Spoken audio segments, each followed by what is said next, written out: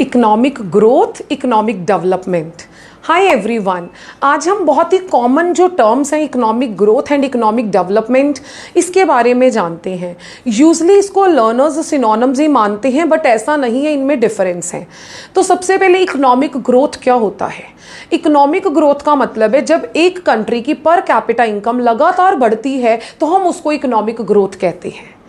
But the thing is, अगर India की per capita income बढ़ भी रही है तो क्या उसका बेनिफिट सारे सेक्शंस ऑफ सोसाइटी को मिल रहा है? क्या लोगों का स्टैंडर्ड ऑफ लिविंग रेज हो रहा है कि नहीं हो रहा? तो ये हम जानते हैं अभी। तो सबसे पहले अगर किसी कंट्री की पर कैपिटा इनकम लगातार बढ़ती है तो हम उसको इकोनॉमिक ग्रोथ मानते हैं। 1960s तक इकोनॉमिक ग्रोथ और इकोनॉमिक डेवलपमेंट को सेम ही माना जाता था, लेकिन 1960s में ये कॉन्सेप्ट आया कि ये डिफरेंट है।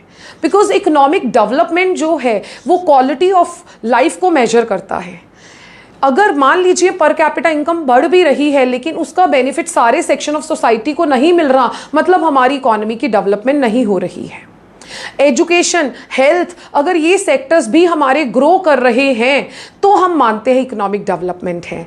तो इकोनॉमिक डेवलपमेंट को मेजर करने का एक बहुत ही अच्छा इंडिकेटर है जिसको हम HDI कहते हैं, human development index. Hope so this is clear to you. Really thank you.